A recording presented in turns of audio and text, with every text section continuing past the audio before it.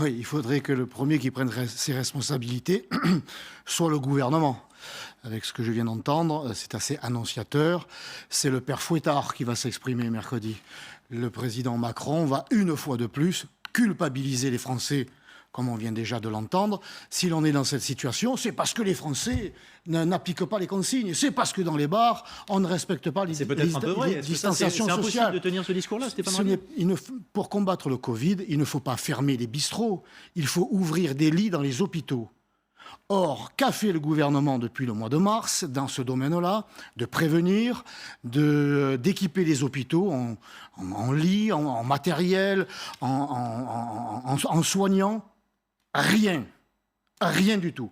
Aujourd'hui, donc, il est dans sa logique de culpabilisation des Français et de mise à mort de centaines et peut-être même de centaines de milliers d'emplois. L'exemple marseillais, pardonnez-moi, c'est quand même l'exemple que je connais le mieux, est assez révélateur.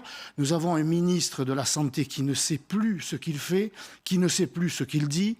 Il a annoncé la fermeture des restaurants alors que ce n'était pas prévu, pour ensuite les réouvrir au bout d'une semaine alors qu'il avait annoncé 2 semaines. On vient d'apprendre que finalement ça va être à nouveau fermé. C'est reprolongé pour 15 jours. C'est la cacophonie. Et en plus de la crise sanitaire, on va ajouter la crise économique, ce qui ne fera qu'accentuer la crise sanitaire. C'est un cercle vicieux dont le seul responsable est le gouvernement. Mais quand il y a 27 000 cas positifs de plus samedi, 16 000 hier, cas positifs de plus. On peut s'exonérer et exonérer les Français collectivement de leurs responsabilités. Est-ce qu'on peut poser cette question comme ça? Les Français font ce qu'ils peuvent avec les moyens qu'on leur donne. Que le Premier ministre nous fasse savoir que par acte de solidarité, il n'est pas parti en vacances, c'est bien la moindre des choses qu'il puisse faire à son poste et dans cette situation de crise. Il a même conseillé aux Français de partir en vacances, de rester en France, mais de partir en vacances pour soutenir l'activité économique. Et aujourd'hui, que cela vous plaise ou pas, il leur fait ce reproche. Donc on voit bien que le discours est complètement flou, il est inaudible, il est incohérent. Et si l'on veut prendre en compte, et on doit prendre en compte cette démarche de solidarité, c'est le gouvernement lui-même qui aurait dû être à l'initiative d'une démarche de solidarité qui aurait dû consister à investir dans la santé, à équiper les hôpitaux, à soutenir quotidiennement le personnel soignant et à continuer à informer les Français plutôt qu'aujourd'hui d'être à nouveau le père Fouettard et de culpabiliser ces Français qui ont fait tant d'efforts depuis des mois. Or, il n'y a pas eu 1 euro d'investi, pas 1 euro de solidarité investi dans la santé. Non, mais le Ségur, c'est du blabla, c'est du vent, c'est des engagements.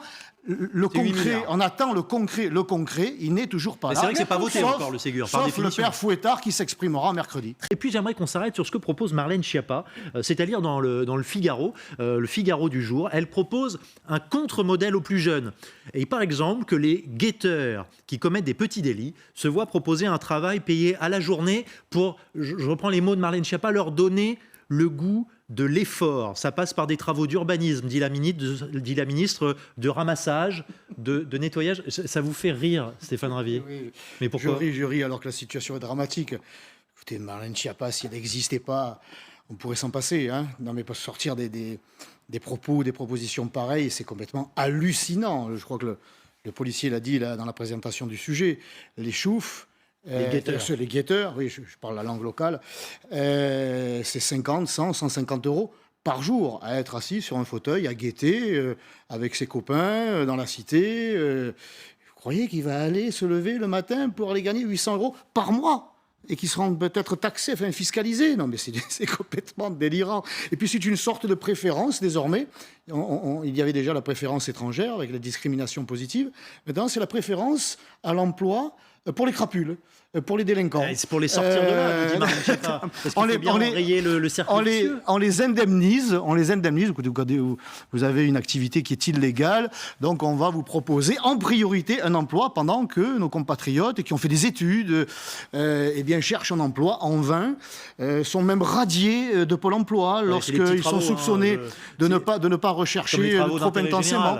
Non, c'est complètement délirant. Ce qu'il faut faire, et c'est évidemment appliquer la loi. doit être impitoyable avec ces trafiquants de drogue et la criminalité en général, permettre à la police d'avoir les moyens, notamment les moyens, j'allais dire, moraux, d'être soutenue par sa hiérarchie, d'avoir les moyens, les équipements et puis aussi les salaires. Moi, une petite parenthèse ou un petit exemple. J'ai rencontré le responsable d'un syndicat nouvellement créé à la police, le syndicat des nuiteux, travaillent la nuit. Ils touchent, vous savez combien ils touchent de plus à l'heure par rapport à leurs collègues de jour? 97 centimes. 97 centimes d'euros de plus à l'heure par rapport à leurs collègues de jour, alors que la nuit, c'était éminemment beaucoup plus difficile. On a affaire, on l'a vu à Champigny, à des individus extrêmement violents. Comment voulez-vous motiver la police dans ces conditions-là? Stéphane Ravier, j'aimerais vous entendre parce que l'actualité aussi du côté de Marseille, vous qui êtes élu des Bouches-du-Rhône, ce sont ces deux jeunes femmes, 17-19 ans, qui étaient dans une camionnette qui a été criblée de balles. Elles sont l'une et l'autre très grièvement blessées. Elles étaient près d'un point de deal. C'est rare que des femmes soient victimes de ce qui ressemble à un règlement de compte comme beaucoup d'autres. Oui, les règlements de compte à Marseille, mais pas seulement à Marseille, je crois que chez mon collègue en Seine-Saint-Denis, ça se produit aussi, en Toulouse aussi, la banalisation de ce trafic de drogue, la banalisation de ces méthodes de sauvage qui consistent à utiliser des armes de guerre. Elles sont interdites, les armes de guerre. Hein, c'est pas pour ça qu'on ne les utilise pas. Parce que j'entends la proposition du ministre que d'interdire l'achat de mortiers d'artifice. Les armes de guerre, c'est interdit aussi d'en avoir. Ça n'empêche pas les trafiquants de s'en procurer. Donc c'est aux trafiquants qu'il faut s'attaquer et pas. C'est à ceux qui utilisent les mortiers qu'il faut s'attaquer et pas au mortier lui-même. C'est aux trafiquants qu'il faut s'attaquer. Et malheureusement, ce n'est pas le cas. Pourtant, les policiers font un travail extraordinaire, mais la réponse pénale n'est pas à la hauteur. Lorsque les trafiquants sont étrangers, ils ne sont plus expulsés, puisque Nicolas Sarkozy en a ainsi décidé lorsqu'il était ministre de l'Intérieur. Donc la réponse policière n'est pas à la hauteur parce qu'on manque de moyens. Vous savez que les policiers n'ont même plus le droit d'entamer une course-poursuite, sinon ils sont sanctionnés par leur hiérarchie. Il faut donc leur donner une fois de plus les moyens. Il faut aussi sanctionner et il faut que l'administration pénitentiaire aussi ait les moyens. Mais on est loin. On fait une toute petite pause.